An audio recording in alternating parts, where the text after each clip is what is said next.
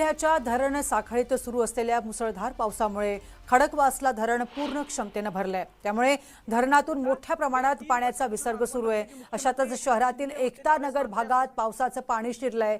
अनेक घरांमध्ये पाणी शिरल्यामुळे मोठं नुकसान सुद्धा झालंय। आज एकता नगर असेल, सिंहगड रस्ता परिसर असेल, या सगळ्या या परिसराची हीच अवस्था आहे।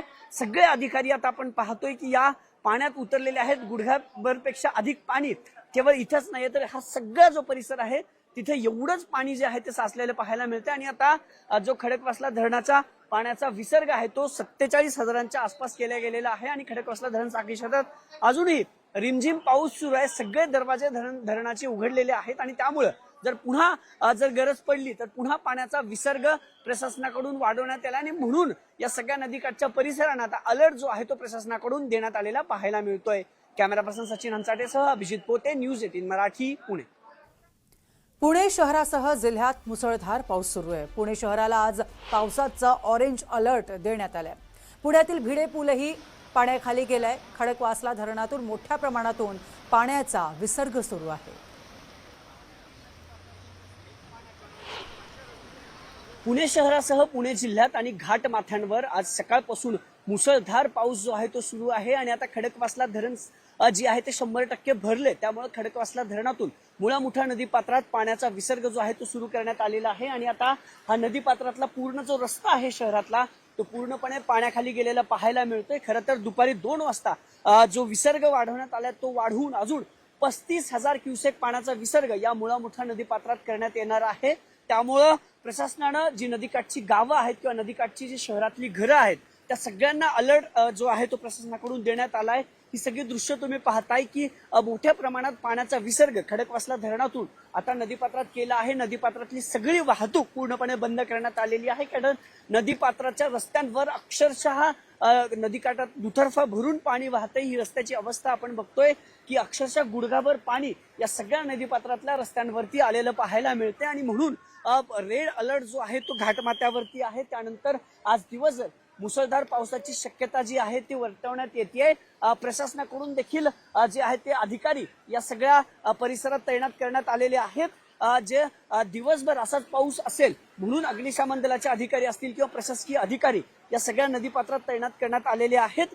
जर घाटमाथ्यावर जे खडकवासला धरण साखळी क्षेत्रातली जी 4ही धरणं आहेत तिथं आज दिवसभर रेड अलर्ट आहे। त्यामुळे तिथं मुसळधार पावसाची शक्यता पुणे वेधशाळेकडून वर्तवण्यात आली आणि म्हणून पुन्हा पाण्याचा जो विसर्ग आहे तो वाढवण्यात येईल। आता ही सगळी दृश्य तुम्ही पाहताय, नदीकाठची वाहनं जी आहेत ती काढून घ्यायला प्रशासनाकडून सुरुवात करण्यात आलेली आहे। आणि गरज असेल तरच पुणेकरांनी बाहेर पडावं, नदीपात्रात पुणेकरांनी येऊ नये असं आवाहन देखील प्रशासनाकडून करण्यात आले। आज दिवसभर पुणे शहरात, पुणे जिल्ह्यात आणि घाटमाथ्यावर असाच मुसळधार पाऊस असेल। कारण शहराला जरी ऑरेंज अलर्ट असला तरी जिल्ह्याला मात्र आज वेधशाळेकडून रेड अलर्ट देण्यात आलाय। आणि गेल्या 1 तासापासून या सगळ्या परिसरात मुसळधार पाऊस आहे। आणि पुणे शहरातल्या नदीपात्रात आता रस्त्यावरती पाणी साचायला सुरुवात झालेली पाहायला मिळते। कॅमेरा पर्सन सचिन हंचाटेसह अभिजित पोते, न्यूज 18 मराठी, पुणे। तर पुण्यातून एक अजब व्हिडिओ समोर आलाय। चिखलात एक ट्रॅक्टर फसला होता। या ट्रॅक्टरला बाहेर काढण्यासाठी चक्क 12 ट्रॅक्टर बोलवण्यात आले। तर याचा व्हिडिओ सोशल मीडियावर व्हायरल झालाय। पुण्याच्या राजगड तालुक्यातल्या करंजवाणे येथील बोरेबाग परिसरातील ही घटना आहे। भात लावणीच्या कामादरम्यान हा ट्रॅक्टर चिखलात अडकला आणि त्याला बाहेर काढण्यासाठी तब्बल 12 ट्रॅक्टर्स बोलवावे लागले।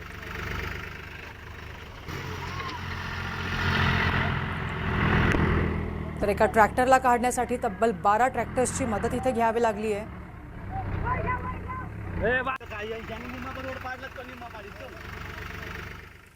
तर हिंगोली जिल्ह्यात काल रात्री झालेल्या मुसळधार पावसामुळे कयाधू नदीला पूर आलाय।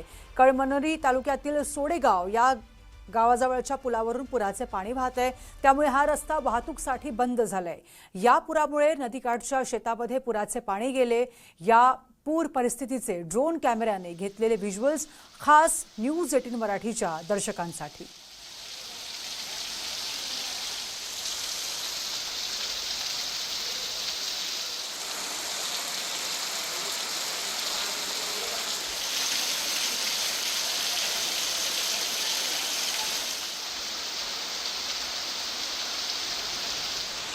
तर जळगावच्या अमळनेर शहरात सुरू असलेल्या मुसळधार पावसामुळे बोरी नदीने धोकादायक पातळी गाठली आहे.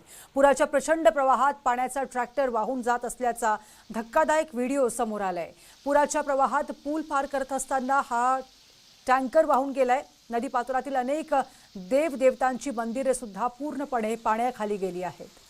जळगावमधली ही दृश्य आहे जिथे अमळनेर शहरात मुसळधार पाऊस सुरू आहे आणि बोरी नदीची ही दृश्य जिथे धोकादायक पातळी या नदीने गाठली. पुराच्या प्रचंड प्रवाहात आता पाण्याचा टँकर सुद्धा वाहून जाताना ही दृश्य आपण बघतोय. पुराच्या प्रवाहात पूल पार करत असताना हा टँकर वाहून गेला.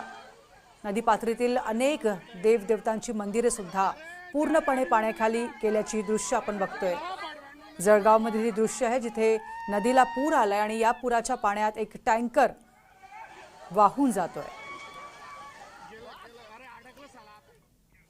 तर पावसामुळे जळगाव शहरात जनजीवन विस्कळीत झालंय. शहरातील अनेक नागरी वस्त्यांमध्ये पाणी शिरले असून गांधी मार्केटमधील कापड, धान्य आणि इतर दुकानांमध्ये सुद्धा पाणी शिरल्यानं व्यापाऱ्यांचं मोठं नुकसान झालंय.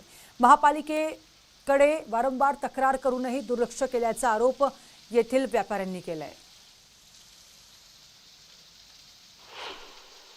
आता आपण आहोत जळगाव शहरातील गांधी मार्केटमध्ये. या ठिकाणी तुम्ही बघू शकताय की दुकानं जी आहेत ती पूर्ण पाण्याखाली गेलेली आहेत. दुकानांमध्ये पाणी शिरलेलं आहे. या ठिकाणच्या दुकानदारांचं, व्यापाऱ्यांचं मोठं नुकसान झालं आहे. महापालिकेच्या पथकाकडून आता गांधी मार्केटमध्ये जे पाणी साचलेलं आहे ते बाहेर काढण्याची प्रक्रिया सुरू आहे.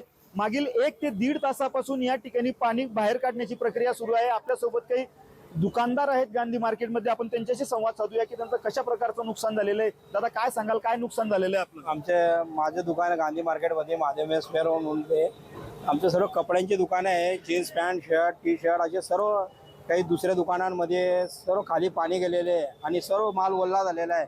महानगरपालिका कधी इथे चेंबर साफ करत नाही.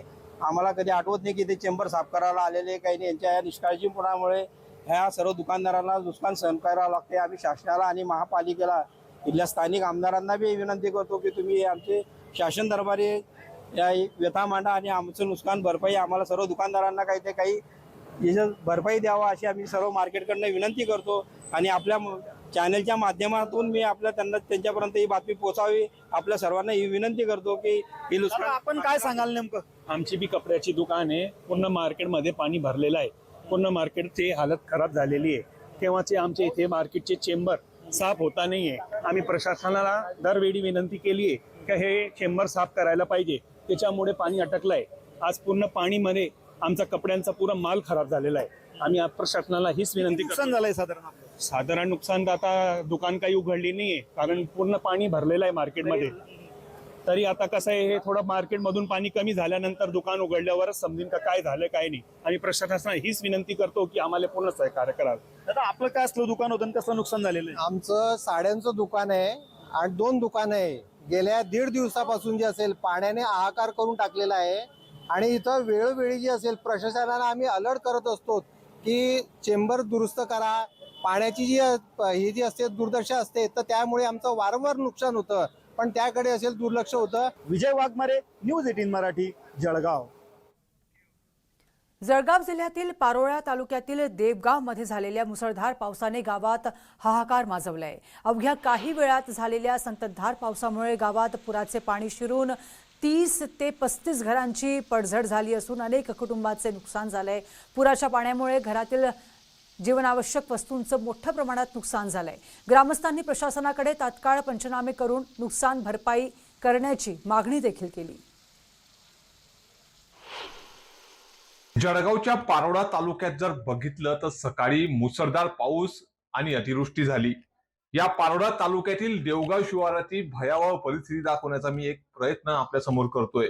मी आता आलो आहे एक म्हातारी आजीच्या आजोबाच्या या घरामध्ये. यांनी हे 1 वाटी लोणचं दररोज खाण्यासाठी कुठेतरी या ठिकाणी बरणीमधून काढून वरती माळ्यावरती ठेवलेलं होतं झाकून.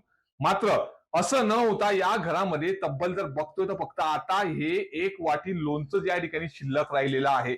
बाकीची मी परिस्थिती दाखवण्याचा प्रयत्न करतोय की या ठिकाणी याच घरामध्ये सकाळी अतिवृष्टी आणि ढगफुटी सदृश्य पाऊस झाला आणि या पावसामुळे तब्बल 5 ते 6 फूट पाणी या घरामध्ये शिरलं.